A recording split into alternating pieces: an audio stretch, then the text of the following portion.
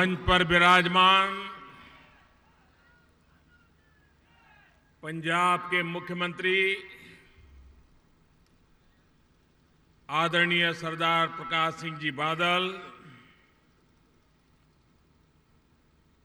Bharatiya Janata party के प्रदेश अध्यक्ष श्रीमान विजय सांपला जी, उप मुख्यमंत्री सरदार सुखबीर सिंह जी, केंद्र में मंत्रिपरिषद की मेरी साथी हरसिमरत जी, जत्थेदार तोता सिंह जी, श्री अविनाश राय खन्ना जी, श्री मंतर सिंह बराड़ जी, श्रीमान स्वरूप सिंह सिंगला जी, श्रीमान HR कलेर जी, श्रीमान तीरथ सिंह महाला जी,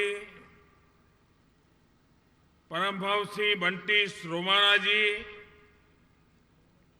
पूर्व सांसद बीबी गुरचरण कौर जी, फरीदकोट के भाजपा की अध्यक्षा श्रीमती सुनीता जी, मोगा से उम्मीदवार सरदार बरजिंदर सिंह जी, सरदार कमरजीत सिंह जी, सरदार चरणजीत सिंह जी, सरदार सुभाष सिंह जी और विशाल संख्या में पधारे हुए पंजाब के मेरे प्यारे भाइयों और बहनों, 4 तारीख को आप सब पंजाब के भाग्य का फैसला करने वाले, लेकिन मेरे पंजाब के भाइयों बहनों, जब आप पंजाब में सरकार चुनते हैं तब सिर्फ पंजाब के लोगों के भाग्य के लिए नहीं चुनते। पंजाब में जब सरकार चुनी जाती है तो उसके साथ हिंदुस्तान का भी भाग्य जुड़ा हुआ होता है। ये सरहदी राज्य है। पाकिस्तान पंजाब की धरती का उपयोग हिंदुस्तान को तबाह करने के लिए मौके की तलाश में रहता है, और अगर यहां सरकार ढीली ढाली आ जाए, सरकार बाहरी लोगों की आ जाए,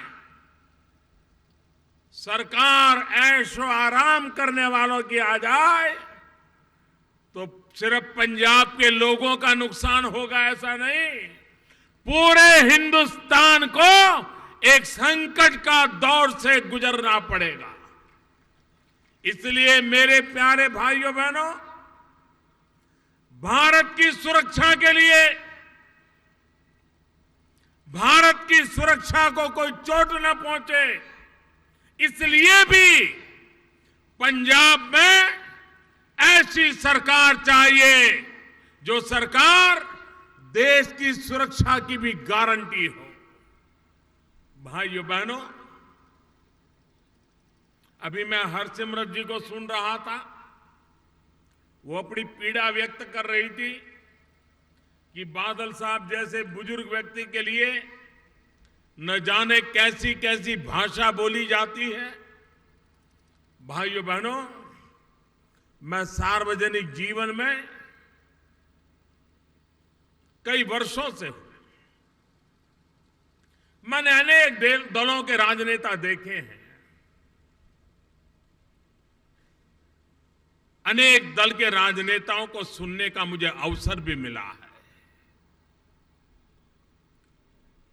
मेरे इतने जीवन के काल में 2 नेता जिनका मैं जिक्र करना चाहता हूं, एक अटल बिहारी वाजपेयी और दूसरे सरदार प्रकाश सिंह बादल, ये दो ऐसे नेता कि जिनके मुंह से कभी भी हल्का शब्द नहीं निकलता था। किसी की आलोचना करनी है, कितना ही छोटा व्यक्ति क्यों न हो, लेकिन ये दो नेताओं का उनके मुंह से कभी भी कटुता प्रकट नहीं हुई है। भाइयों बहनों, सार्वजनिक जीवन में बोलचाल कैसी हो, भाषण कैसी हो,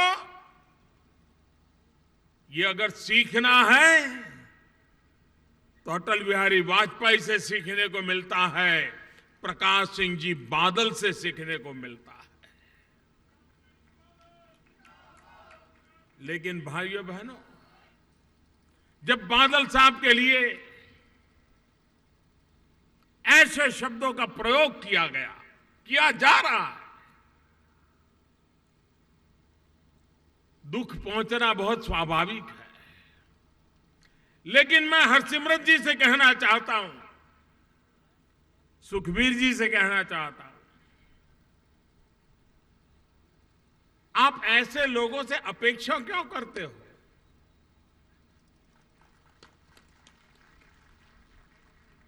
जो लोग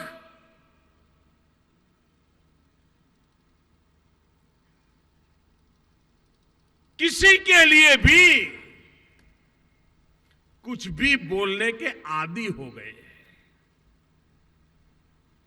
जिन्होंने अन्ना हजारे के साथ ऐसा किया, वो बादल साहब के साथ न्याय करेंगे ऐसी आप आशा करते हैं ऐसे लोगों से?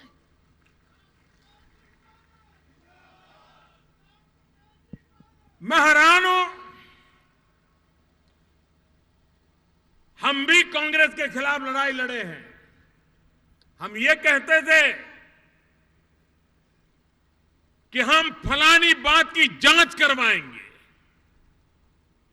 दोषियों को कानून के दायरे में लाएंगे और कानून दोषियों को छोड़े नहीं, इतनी बारीकाई से सच्चाई को ला करके रहेंगे। हम कभी ये नहीं कहते फलाने को जेल में भर देंगे, डिगने को जेल में भर देंगे। अरे देश ने हमें ये सत्ता नहीं दी है। देश ने हमें सत्ता दी है कानून का पालन करने की, लेकिन आजकल भाषा बोली जा रही है। हम आकर के इसको, वो शीला दीक्षित को भी जेल में भरने वाले थे। अभी शीला दीक्षित उत्तर प्रदेश की मुख्यमंत्री घोषित हो गई, उम्मीदवार। अब बताइए,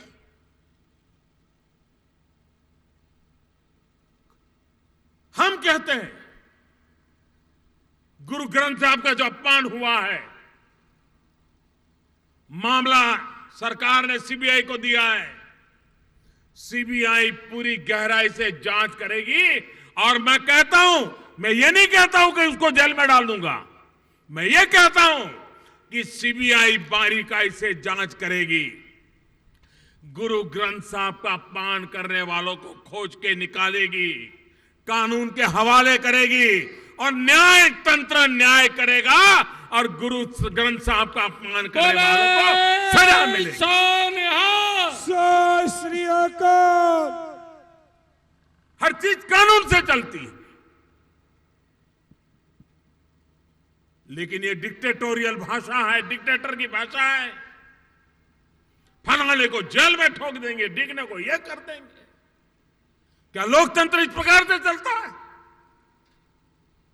भाइयों बहनों, मतभेद हो सकते हैं, राजनीतिक विरोध हो सकता है, लेकिन लोकतंत्र की मर्यादाएं टूट जाएगी तो देश का बहुत नुकसान होने वाला है और उसको संभाल के रखना ये हम सबका दायित्व है।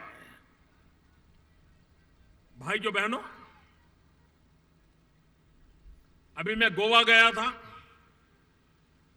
गोवा के अखबार में मैंने एक चीज पढ़ी।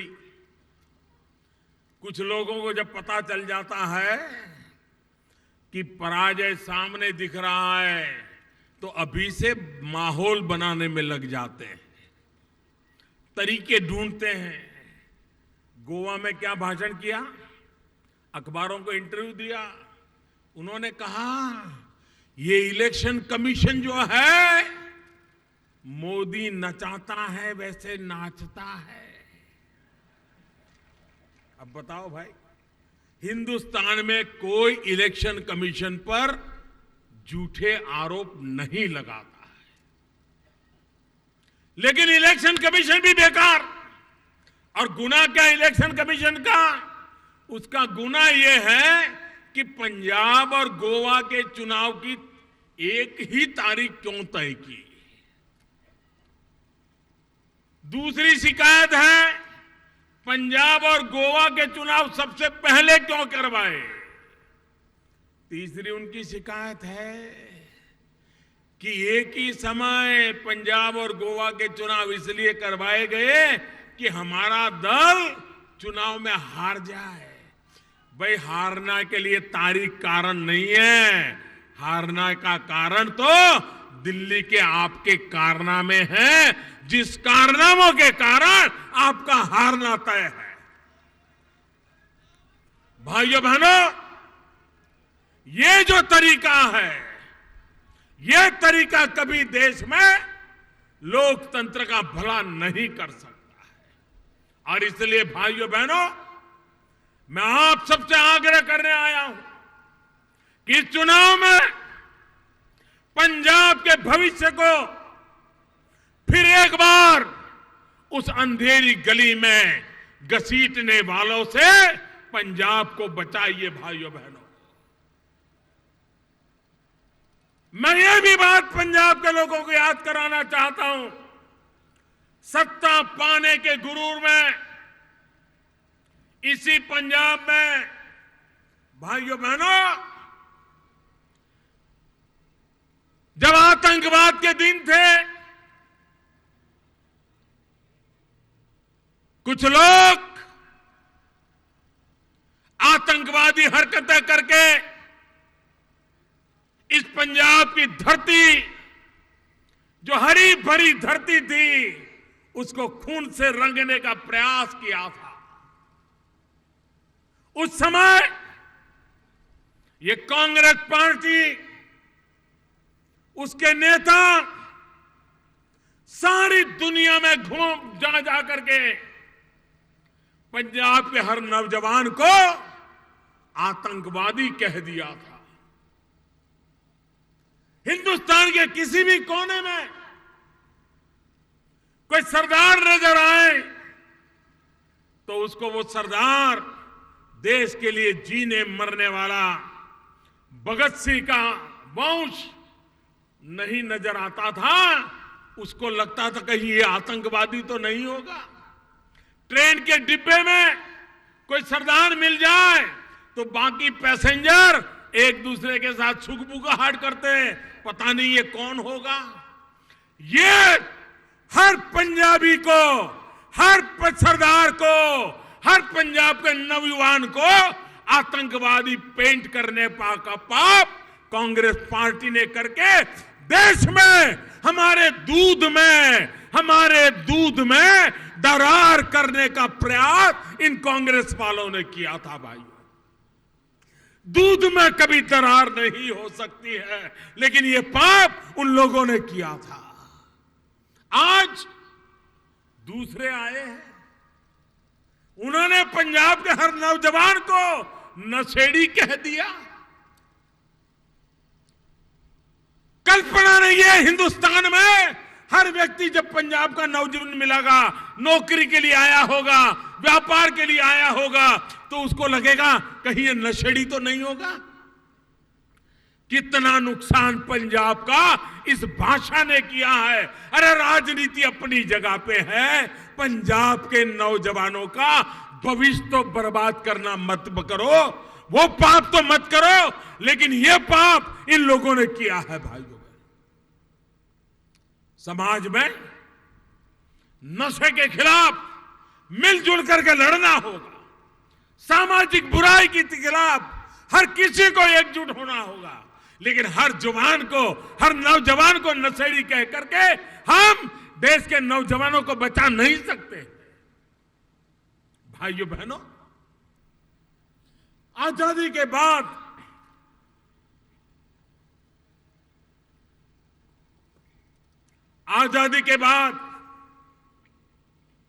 हमारे देश में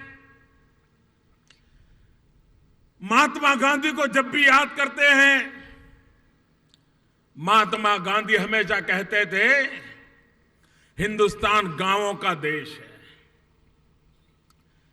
हिंदुस्तान कृषि प्रधान देश है, कृषि हमारी आत्मा है, खेती हमारी जिंदगी है, खेती हमारी आर्थिक उन्नति है।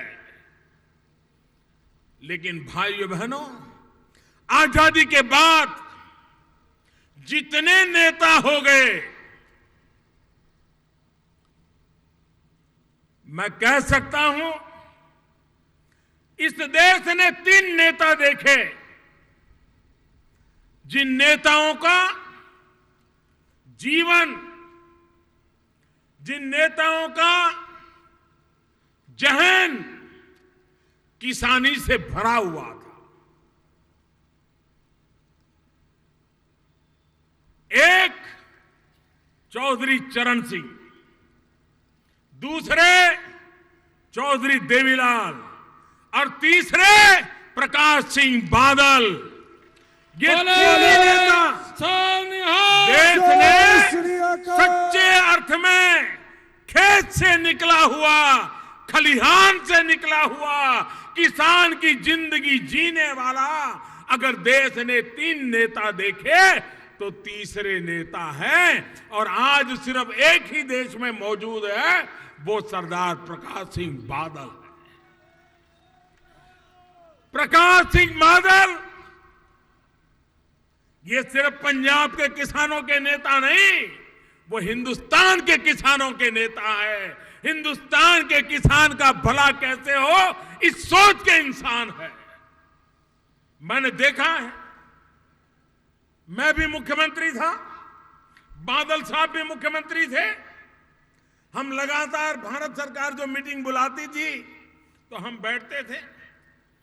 जब मैं गुजरात से आता था तो मुझे लगता था कि दिल्ली में कांग्रेस की सरकार है, सरदार प्रधानमंत्री है, तो ये प्रकाश सिंह बादल साहब को तो बल्ले बल्ले होगा, उनको तो जो चाहिए मिल जाता होगा।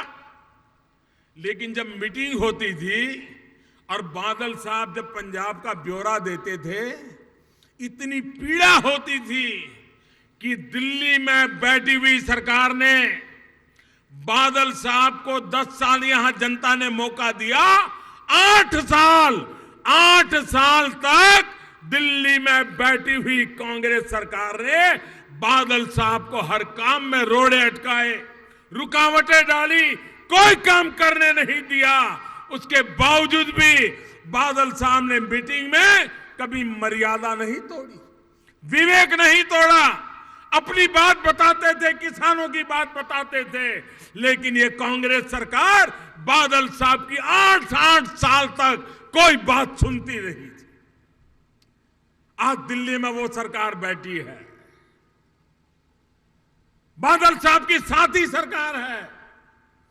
2 साल में हमने वो काम किए हैं, वो मदद की है, पंजाब के सारे पुराने मसले हमने सुलझा दिए और बादल साहब पंजाब की प्रगति के लिए जो चाहते थे हमने रास्ते खोल दिए। अगर यही बात शुरू से हमारी सरकार होती तो आप पंजाब कहां से कहां पहुंच जाता।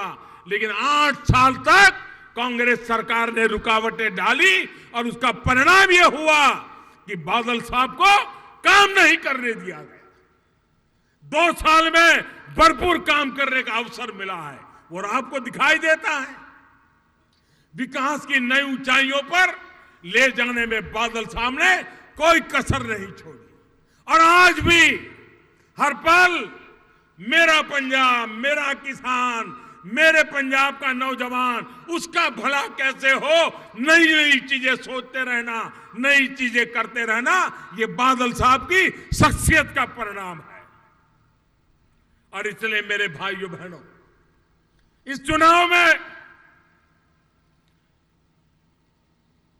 पंजाब को बर्बाद करना, पंजाब का कुछ भी हो जाए, हमारी दुनिया खड़ी हो जाए, ये सपने लेकर के जो लोग चल रहे हैं, उनको जिस रास्ते से आए हैं उसी रास्ते से वापस दिल्ली भेज दो और उनको कहो कि वहां की पहले जिम्मेवारी पूरी करो, जनता को जो वादे किए थे वो पूरा करो।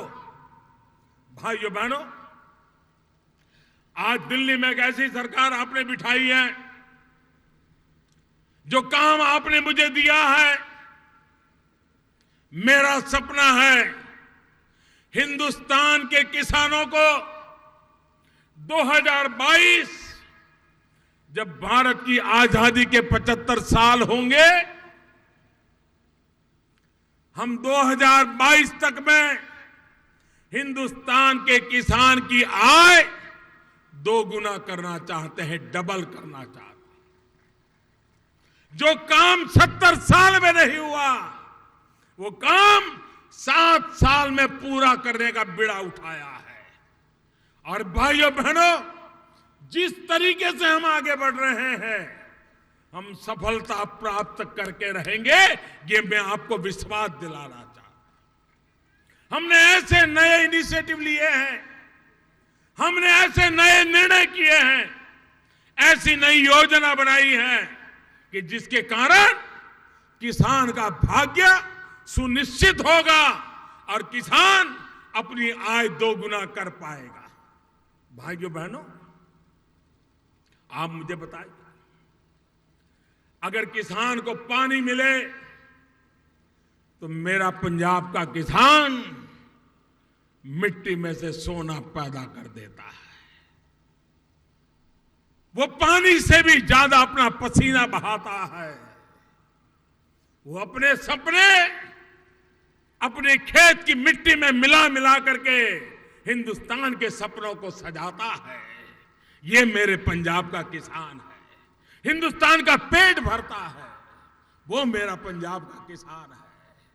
भाइयों बहनों, हमने प्रधानमंत्री कृषि सिंचाई योजना बनाई है। हजारों करोड़ रुपया खर्च करके हर खेत को पानी मिले, उस दिशा में बीड़ा उठाया है।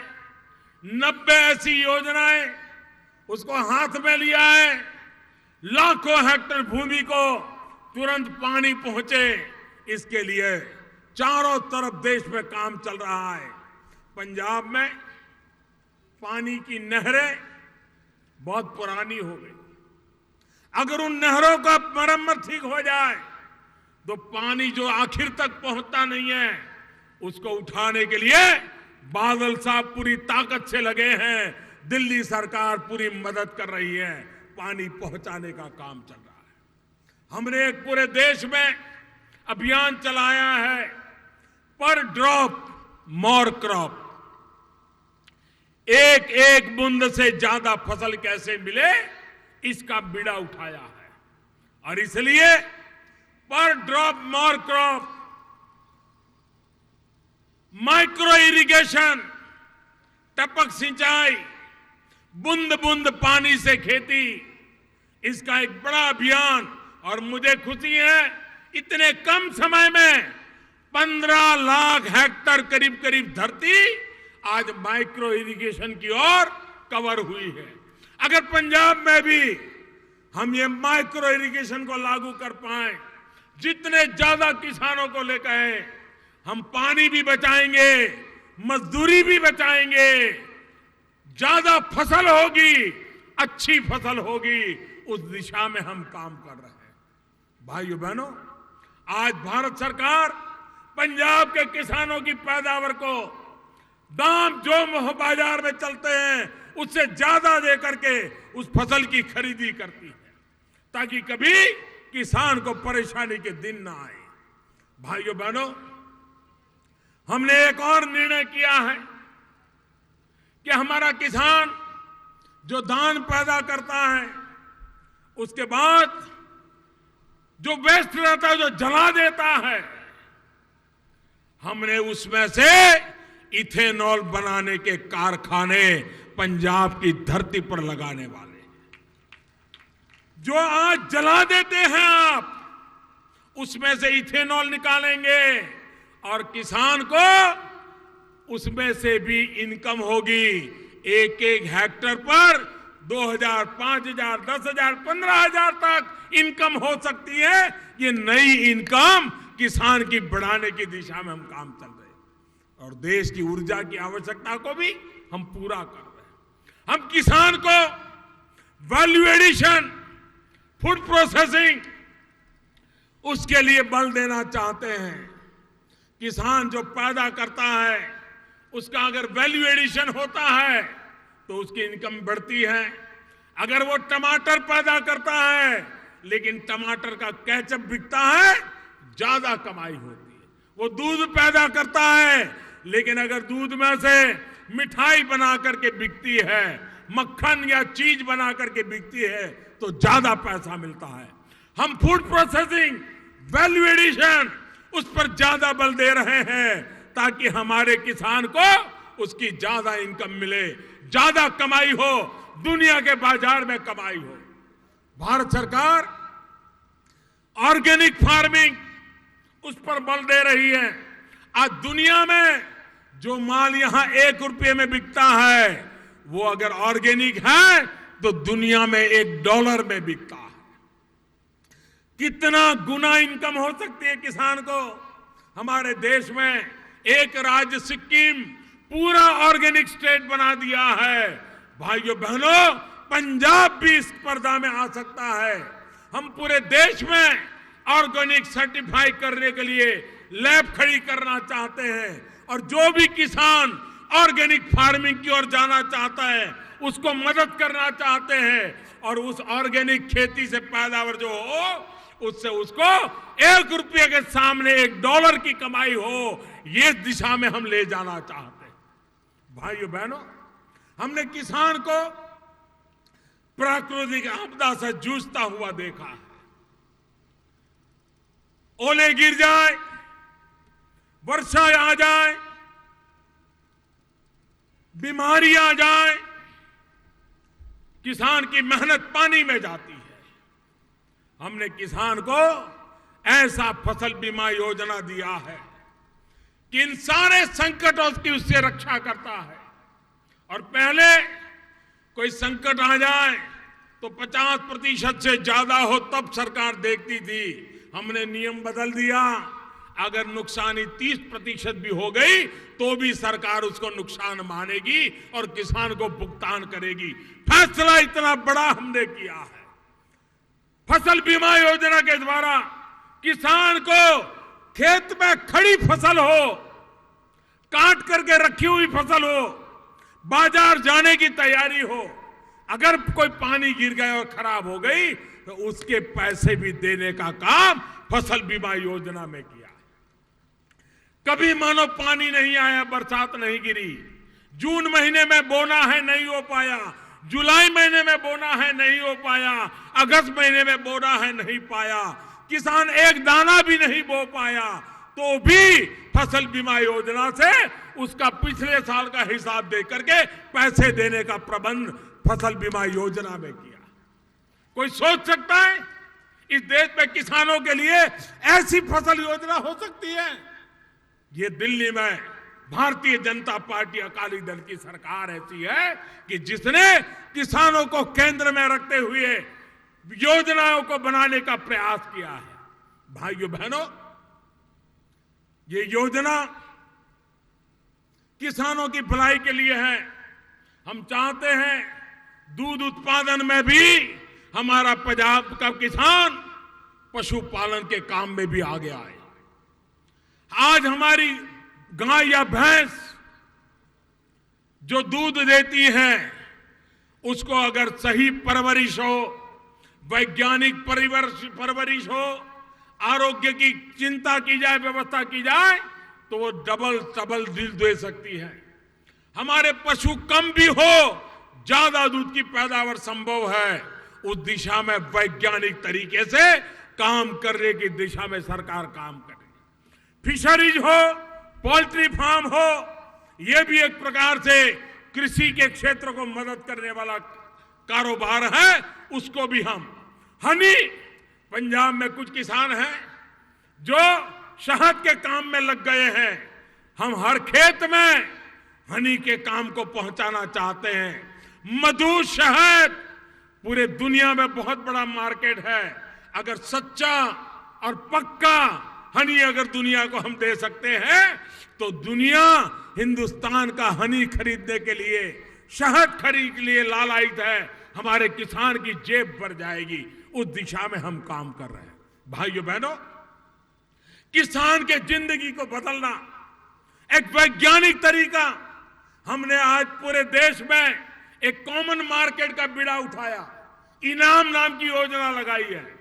कोई भी किसान मोबाइल फोन पर तय कर सकता है किस बाजार में ज्यादा दाम है।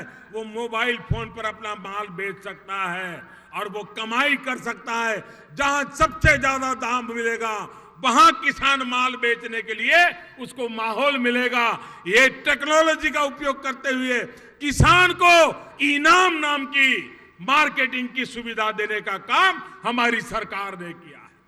मेरा कहने का तात्पर्य ये है कि हम कृषि को आधुनिक बनाना चाहते हैं, हम कृषि को वैज्ञानिक बनाना चाहते हैं, हम कृषि में टेक्नोलॉजी लाना चाहते हैं, हम कृषि से रोजगार के नए अवसर पैदा करना चाहते हैं, हम कृषि से किसान की आय दोगुना करना चाहते हैं, हम गांव के जीवन को बदलना चाहते हैं। और इसलिए भाइयों बहनों, प्रकाश सिंह बादल आज जितने नेता पंजाब में दिखाई देते हैं, कोई कह सकता है कि कांग्रेस का कोई नेता है जो इसको किसान नेता कहेंगे, और छोटे मोटे लोग जो खड़े हो गए उनमें भी कोई किसान है? एक अकेला अकाली दल है, एक अकेला अकाली दल है जो किसानों का दल है, जो किसानों के लिए काम करने वाला दल है। और इसलिए मैं भाइयों बहनों, हिंदुस्तान का पेट भरने वाला किसान, पंजाब का किसान सुरक्षित रहे तो वो ही रख सकते हैं जो खुद किसानी से जुड़े हुए हैं, और वो सिर्फ और सिर्फ बादल साहब है। और इसलिए भाइयों बहनों, मैं आपसे आग्रह करने आया हूं कि 4 तारीख को चुनाव है। बहुत बड़ी मात्रा में मतदान करके फिर एक बार इसी क्षेत्र से मुख्यमंत्री बनाइए, बादल साहब को फिर से मुख्यमंत्री बनाइए। किसानों का भाग्य बदलने का, दिल्ली सरकार का जो सपना है उसको पूरा करने के लिए बादल साहब को ताकत मिलनी चाहिए। और इसलिए मैं आप सबसे आग्रह करता हूं, आने वाली 4 फरवरी नू तकड़ी ते कमल दा बटन नप के अकाली भाजपा नू एक बार फिर सेवा दा मौका दे। बहुत बहुत धन्यवाद।